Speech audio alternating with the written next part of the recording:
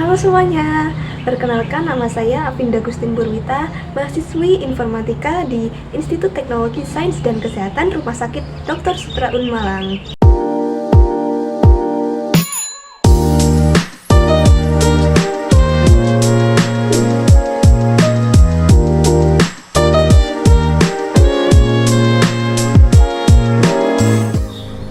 Siapa sih di sini yang baru lulus kuliah informatika tapi bingung mau kerja apa? Mari kita bahas 3 profesi di bidang IT yang banyak dicari di perusahaan. Oke, yang pertama ada web developer. Web developer adalah profesional yang bertanggung jawab untuk merancang, membangun, dan memelihara situs web.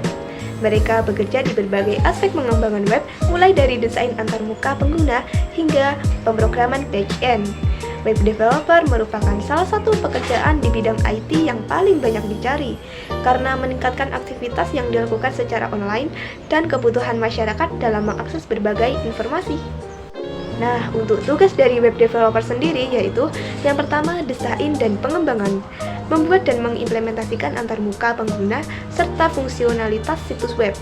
Yang kedua ada pengujian dan debugging, memastikan bahwa situs web berfungsi dengan baik dan mengidentifikasi serta memperbaiki bug. Yang ketiga ada pemeliharaan, memperbarui konten, memperbaiki masalah, dan menyesuaikan situs agar tetap relevan dan aman. Yang keempat ada kolaborasi, bekerja sama dengan desainer, pemilik proyek, dan tim lain untuk memenuhi kebutuhan klien. Yang kelima ada dokumentasi, menyusun dokumentasi teknis untuk referensi di masa mendatang. Namun, pekerjaan di bidang IT ini terbagi atas 4 spesifikasi. Ada front-end developer, back-end developer, full-stack developer, dan DevOps engineer. Mari kita bahas satu persatu. Oke, yang pertama ada front-end developer. Front-end developer fokus pada pengembangan bagian depan atau antarmuka pengguna dari situs web yang meliputi HTML, CSS, dan JavaScript untuk merancang tampilan dan pengalaman pengguna terkait UX atau UI. Framework dan library dari front-end developer mencakup React, Angular, dan Vue.js. Yang kedua ada back-end developer, fokus pada pengembangan sisi server dan basis data termasuk penanganan logika bisnis, autentikasi, dan konektivitas database. Bahasa pemrograman pada back-end developer meliputi PHP, Python, Ruby, dan Node.js. Untuk framework dan library yang digunakan mencakup Express.js, Django, dan Ruby on Rails. Selanjutnya ada full-stack developer. Full-stack developer harus menguasai kedua sisi, yaitu front-end dan back-end.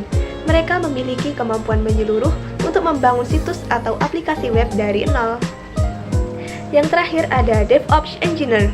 Meski lebih umum dalam dunia infrastruktur, DevOps juga bisa masuk dalam ranah web development dengan fokus pada pengaturan deployment dan monitoring agar aplikasi web berjalan dengan lancar. Untuk skill yang dibutuhkan dalam profesi web developer yakni bisa menguasai HTML, CSS, JavaScript, PHP, Python, Ruby, Node.js, React, Angular, Vue.js, Express.js, Django, database berbasis SQL seperti MySQL dan PostgreSQL, lalu database berbasis NoSQL seperti MongoDB. Selanjutnya ada version control, desain responsif, dasar-dasar SEO, API, kemampuan problem solving, dan yang terakhir ada soft skill seperti kemampuan untuk berkolaborasi dalam tim, komunikasi yang baik, serta ketelitian dan kreativitas. Sebelum menjadi seorang web developer, kalian harus mengerti roadmap menjadi seorang web developer. Berikut ini adalah roadmap atau peta jalan untuk menjadi seorang web developer mulai dari pemula hingga mahir. Yang pertama, mulai dengan dasar-dasar development. Pada HTML, pelajari elemen dan dasar HTML dan struktur halaman web. Pada CSS, belajar tentang tata letak, styling, dan desain responsif. Pada JavaScript, pahami dasar-dasar seperti variabel, loop, fungsi, dan manipulasi DOM. Selanjutnya untuk frameworks dan tools. Pada front-end frameworks, setelah memahami dasar JavaScript, mulai belajar frameworks populer seperti React, Vue, atau Angular. Pada CSS frameworks, Bootstrap atau Tailwind untuk membuat desain lebih cepat. Responsive Design, pelajari teknik untuk membuat situs yang kompatibel dengan berbagai ukuran layar. Pada Back-end Development, Server-Side Language, pelajari bahasa seperti Node.js, Python yang meliputi Django atau Flex, dan juga PHP. Untuk database, mulai dengan SQL dan database relasional seperti MySQL dan PostgreSQL, dan eksplorasi juga yang NoSQL, contohnya MongoDB. Selanjutnya, Full Stack Development. Jika ingin menjadi seorang full stack developer, kombinasikan antara front-end dan back-end skills. API dan RESTful Service, belajar menggunakan API dan untuk komunikasi antara front-end dan back-end. Lalu, Authentication dan Security. Pelajari teknik autentikasi dan keamanan dasar untuk melindungi aplikasi web. Roadmap selanjutnya ada Version Control dan Collaboration. Pelajari Git dan GitHub untuk kontrol versi proyek dan kolaborasi. Lalu Deployment dan Server Management. Pelajari cara mengatur server dan melakukan deployment ke platform seperti Netlify, Heroku, atau menggunakan layanan cloud seperti AWS dan DigitalOcean. Lalu bangun portofolio dan proyek nyata. Buat proyek nyata seperti blog, aplikasi e-commerce, atau aplikasi to-do list. Lalu dokumentasikan dan publikasikan proyek di GitHub atau situs portofolio. Untuk profesi yang kedua ada Data Scientist. Profesi Data Scientist saat ini sangat penting di berbagai industri karena mereka memiliki kemampuan untuk menganalisis dan menginterpretasikan data yang kompleks untuk membantu perusahaan dalam pengambilan keputusan. Peran dari data scientist berfokus pada proses ekstraksi wawasan dari data menggunakan metode statistik, machine learning, dan teknologi big data. Mereka seringkali bekerja dengan tim bisnis dan teknis untuk merancang solusi yang berbasis data guna memecahkan masalah-masalah spesifik. Perkembangan industri dan teknologi yang semakin pesat membuka banyak lowongan pekerjaan di bidang IT sebagai data scientist. Untuk tugas dari data scientist sendiri yakni yang pertama, mengumpulkan dan mempersiapkan data, mengakses, mengumpulkan, membersihkan, dan mempersiapkan data yang diperlukan untuk analisis. Yang kedua, analisis data dan statistik, menggunakan teknik statistik untuk menemukan pola dalam data. Yang ketiga, membangun model machine learning, menerapkan algoritma machine learning untuk membuat model prediktif atau deteksi anomali. Yang keempat, interpretasi dan visualisasi data, menyampaikan temuan dengan visualisasi data dan laporan untuk membantu pengambilan keputusan bisnis. Yang kelima, eksperimen dan validasi, menguji model dengan data baru untuk mengevaluasi kinerjanya sebelum diterapkan dalam skenario nyata. Selanjutnya, skill apa sih yang dibutuhkan dalam pekerjaan data scientist? Oke, yang pertama ada programming. Python dan R adalah bahasa pemrograman utama untuk data scientist, terutama untuk analisis data, statistik, dan machine learning. Lalu yang kedua ada matematika dan statistik. Kemampuan untuk memahami konsep statistik misalnya regresi dan probabilitas dan matematika seperti aljabar linear dan kalkulus. Lalu yang ketiga ada machine learning. Pemahaman algoritma machine learning seperti regresi linear, pohon keputusan, K-means, dan deep learning. Lalu yang keempat ada big data dan database. Familiaritas dengan teknologi big data seperti Hadoop, Spark, dan database yang meliputi SQL dan NoSQL. Lalu yang kelima ada data wrangling dan preprocessing. Kemampuan membersihkan dan menyiapkan data untuk analisis. Lalu yang keenam ada data visualization, menggunakan alat seperti Tableau, Power BI, dan pustaka Python seperti Matplotlib dan Seaborn. Lalu yang terakhir ada communication, kemampuan untuk mengkomunikasikan hasil analisis data ke berbagai pemangku kepentingan yang mungkin dari latar belakang teknis. Untuk menjadi seorang data scientist sendiri, kalian harus mengerti roadmap atau peta jalan menjadi seorang data scientist. Yang pertama, belajar dasar-dasar pemrograman. Mulailah dengan Python atau R, fokus pada pemrograman dasar, manipulasi data, dan visualisasi dasar. Yang kedua, pelajari statistik dan matematika.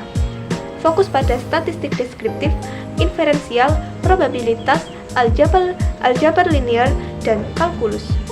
Lalu yang ketiga, memahami database dan SQL. Pelajari bagaimana bekerja dengan SQL untuk pengambilan data dari database. Yang keempat ada pelajari teknik data wrangling dan preprocessing. Ini mencakup pembersihan data, transformasi, dan teknik untuk mengatasi data yang hilang atau tidak konsisten. Lalu selanjutnya, kalian harus mempelajari machine learning. Mulailah dengan konsep dasar seperti supervised dan unsupervised learning, lalu lanjutkan ke algoritma yang lebih kompleks. Lalu, eksplorasi big data. Setelah paham machine learning, mulai eksplorasi teknologi big data seperti Hadoop atau Spark. Lalu, belajar data visualization. Pelajari cara membuat visualisasi yang efektif dan dengan alat-alat seperti Matplotlib, Seabird, atau TableAU. Lalu selanjutnya, real world projects. Terapkan pengetahuan dengan proyek nyata seperti prediksi penjualan, klasifikasi gambar, atau analisis sentimen. Lalu, portofolio. Buat portofolio yang menunjukkan proyek-proyek yang telah diselesaikan. Portofolio ini sangat membantu dalam proses perekrutan. Untuk pekerjaan yang ketiga ada Artificial Intelligence Specialist. Untuk mengetahui pengertian dari AI Specialist, tentu kita harus memahami terlebih dahulu arti dari Artificial Intelligence atau AI, atau biasa yang disebut sebagai kecerdasan buatan. Artificial Intelligence adalah kecerdasan buatan kendali secara robotik atau kemampuan sebuah komputer untuk mengerjakan sesuatu layaknya seperti manusia. Kalau ditelaah, AI spesialis berarti orang yang ahli dalam menciptakan kecerdasan buatan atau mengendalikan komputer dan robot untuk mempunyai kemampuan mengerjakan sesuatu. Artificial Intelligence atau AI Specialist merupakan profesi di bidang teknologi informasi IT yang erat hubungannya dengan machine learning dan merupakan seorang ahli dengan programmer komputer. Sekarang ini AI atau machine learning kerap dikembangkan menjadi sebuah sistem Internet of Things, sehingga koordinasi dalam tim menjadi hal yang krusial. Selain itu, profesi bidang teknologi informasi tersebut juga mengembangkan sistem keamanan berbasis AI seperti pengenalan wajah dan sidik jari. Berikut ini adalah beberapa peran dari AI spesialis. Yang pertama, researcher. Tentu AI spesialis tahu tujuan dalam menciptakan kecerdasan buatan untuk diterapkan dalam robot atau komputer yang diajarinya. Jadi, AI spesialis berperan sebagai peneliti untuk menelusuri dan merancang cara penyelesaian masalah yang efektif, efisien, serta sistematis. Yang kedua, software analyst dan engineer. Kecerdasan buatan yang telah didesain pastilah akan diterapkan pada perangkat lunak. AI spesialis pasti ikut ambil keputusan dalam proses pengembangan perangkat lunak yang akan dikaitkan dengan AI tersebut. Sebelum itu, tentu AI spesialis menganalisis dan mempersiapkan terlebih dahulu informasi yang dibutuhkan dan memahami cara kerja software sebelum kita menerapkan pada komputer atau robot. Lalu selanjutnya, developer. Dalam mengajari komputer atau robot, sebuah cara untuk menyelesaikan masalah pasti perlu diungkapkan dalam bahasa-bahasa pemrograman. Lalu, skill apa sih yang dibutuhkan oleh Artificial Intelligence Specialist? Nah, ada dua skill nih. Yang pertama ada skill teknis dan yang kedua ada skill non-teknis. Kita bahas satu persatu. Yang pertama skill teknis, yakni bahasa pemrograman. Memiliki pemahaman dan keterampilan yang baik dalam berbagai bahasa pemrograman seperti R, Java, Python, dan C++. Memahami konsep kelas dan struktur data secara mendalam. Lalu memiliki pengetahuan tentang algoritma dasar, memori manajemen, kelas, dan linking. Lalu aljabar linear atau kalkulus atau statistik. Memiliki pengetahuan yang baik tentang aljabar linear, kalkulus, dan statistik. Mengerti konsep matriks, vektor, pengenalan matriks, serta dasar-dasar turunan dan integral. Familiar dengan distribusi Gaussian dan standard deviation. Memiliki pemahaman kuat seputar probabilitas untuk menerapkan model seperti naive Bayes Gaussian Mixture Models, dan Hayden-Markov Model. Lalu skill selanjutnya ada matematika terapan dan algoritma. Memiliki pengetahuan mendalam mengenai teori algoritma seperti penurunan gradien, optimasi konveks, Lagrange, pemrograman kuadrat, persamaan diferensial parsial, dan summations. Punya pemahaman yang baik seputar pemrosesan bahasa, audio, dan video. Lalu familiar dengan teknik pemrosesan bahasa alami atau Natural Language Processing atau NLP, dan pustaka seperti Gensim dan NLTK. Lalu mampu menerapkan teknik seperti word to vec, analisis sentimen, dan peringkasan teks. Lalu skill selanjutnya Neural Network Architectures. Memahami berbagai arsitektur neural networks dan pengaplikasiannya dalam machine learning untuk tugas kompleks seperti terjemahan, pengenalan ucapan, dan klasifikasi gambar. Selanjutnya ada skill non-teknis. Yang pertama ada komunikasi. Kemampuan untuk menjelaskan konsep-konsep machine learning kepada orang-orang non-teknis dengan jelas dan persuasif. Lalu berkoordinasi secara efektif dengan berbagai tim di dalam perusahaan. Lalu pemikiran kreatif dan kritis. Kemampuan untuk menganalisis data serta menghasilkan sebuah kesimpulan yang baru. Berani mempertanyakan praktik bisnis yang ada dari perusahaan dan mencari pendekatan baru dalam AI. Lalu ada rapid prototyping. Kemampuan untuk menguji ide dengan cepat dan mengembangkan model atau prototipe dengan efisien. Keterampilan dalam menggunakan berbagai macam teknik untuk menghasilkan prototipe fisik atau digital dengan cepat. Lalu ada pengetahuan industri. Memahami bagaimana industri perusahaan tempat bekerja beroperasi dan memahami kebutuhan bisnis. Memiliki pengetahuan yang baik bagaimana menerapkan AI secara efektif dan bidang industri sebuah perusahaan. Selanjutnya, roadmap atau peta jalan untuk menjadi seorang artificial intelligence specialist. Menjadi seorang artificial intelligence atau AI specialist memerlukan perencanaan yang matang dan pemahaman mendalam tentang berbagai aspek teknologi. Berikut ini adalah roadmap yang akan diikuti. Yang pertama, dasar pendidikan. Pada gelar sarjana bisa ambil jurusan di bidang computer science, data science, dan bidang yang terkait. Lalu selain itu bisa juga kursus dasar, pelajari dasar-dasar pemrograman seperti Python, R, dan lain-lain. Lalu pelajari juga algoritma dan struktur data. Lalu yang kedua, penugasan matematika dan statistik. Pelajari konsep matematika yang relevan seperti kalkulus, aljabar linear, dan statistik. Fokus pada probabilitas dan analisis data. Lalu yang ketiga, pengenalan AI dan machine learning. Ikuti kursus online tentang AI dan machine learning, misalnya Coursera, edX. Pelajari teknik dasar seperti regresi, klasifikasi, dan clustering. Lalu yang keempat, pengembangan keterampilan praktis. Kerjakan proyek AI sederhana untuk mengaplikasikan pengetahuan. Untuk keterampilan pemrograman, tingkatkan kemampuan pemrograman di Python dan gunakan pustaka AI seperti TensorFlow atau PyTorch. Lalu yang kelima, spesialisasi. Pilih area spesialisasi seperti pemrosesan data alami atau NLP, fisik komputer, atau pembelajaran mendalam atau deep learning. Ikuti kursus lanjutan di bidang spesialisasi yang dipilih. Lalu selanjutnya, pengalaman kerja. Magang atau pengalaman entry level. Dapatkan pengalaman di industri AI melalui magang atau posisi awal. Kerjasama dalam proyek open source atau kontribusi di komunitas AI. Lalu selanjutnya pengembangan berkelanjutan. Terus belajar melalui seminar, konferensi, dan publikasi terbaru di bidang AI. Jalin jaringan dengan profesional di industri melalui meetups atau platform seperti LinkedIn. Lalu selanjutnya sertifikasi. Pertimbangkan untuk mendapatkan sertifikasi di AI atau machine learning untuk meningkatkan kredibilitas. Lalu membangun portofolio. Kumpulkan dan tampilkan proyek AI yang telah dikerjakan di portofolio online. Sertakan penjelasan mengenai metodologi dan hasil yang dicapai. Lalu selanjutnya pencarian pekerjaan. Siapkan CV dan profil online yang menarik. Lakukan wawancara dan bersiap untuk menjelaskan proyek serta pengalaman yang dimiliki. Oke, saya ucapkan sekian terima kasih yang sudah menonton video saya. dan sampai jumpa.